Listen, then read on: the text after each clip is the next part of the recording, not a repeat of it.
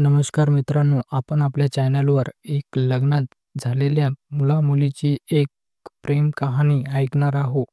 ती म्हणजेच की माझ्या मित्राची आणि मैत्रिणीची लग्नानंतरची प्रेम कथा ही एकेकाळी रोहित आणि काव्या नावाचे एक तरुण जोडप्याची होते आणि हे माझे खूप जवळचे मित्र होते आणि ज्याचे भारतात लग्न झाले होते.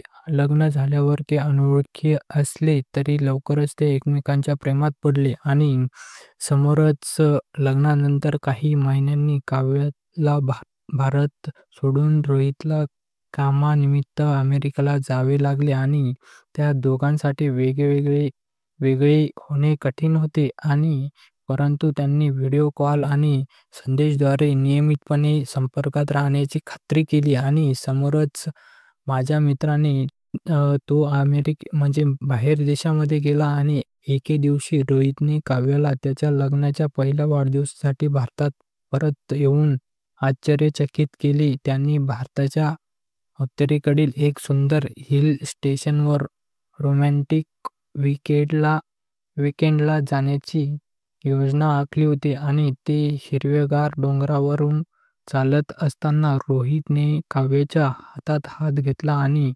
म्हणाला, "मला माहीत आहे आपलं लग्न फक्त 1 वर्ष झाले आहे आणि मला पण हे कळतं, पण मला असे वाटते की आपण कायमचे एकत्र आहोत. काव्या, तू मला पूर्ण कर." असंही तो म्हणला आणि काव्याच्या डोळ्यात अश्रू उतरले आणि समोरच कारण तिने उत्तर दिले, "मलाही असेच वाटते रोहित. तू मला जिवलग आहेस आणि मी तुझ्याशिवाय जीवनाची कल्पनाही करू शकत नाही."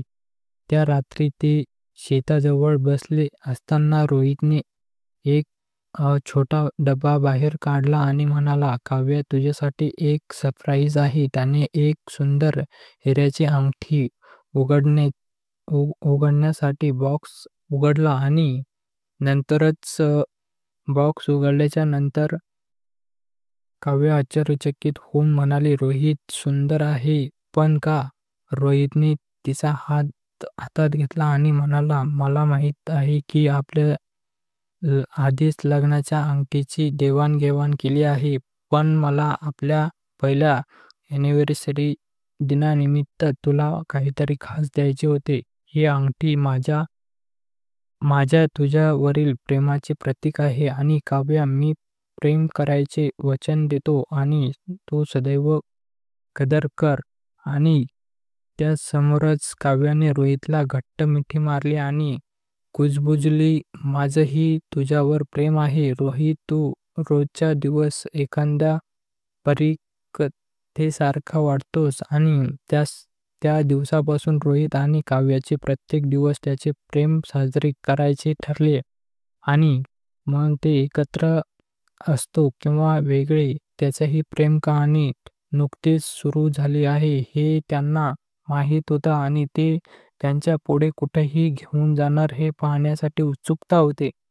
आणि नंतरच ती तिच्यामध्ये रमली आणि ते दोघं एकमेकांच्या प्रेमामध्ये रमले आणि त्यांनी त्यांच्या प्रेमाची एक अशा प्रकारे सुरुवात केली की आपण लांब असूनही सुद्धा आपण आपले मनामध्ये जवळ आहोत, असं त्यांनी व्यक्त केलं आणि त्यानेही व्यक्त केली. अशा प्रकारची यांची प्रेम कहाणी खूप खूप म्हणजेच की खूप चांगली आहे. ही तुम्हाला पूर्णपणे मी सांगण्याचा प्रयत्न करेल आणि समोरच्या व्हिडिओमध्येही तुम्हाला सांगण्याचा प्रयत्न करीन की ते किती क्लोज गेली आणि किती समोर त्यांच्या वाटचाली किती चांगल्या होत्या.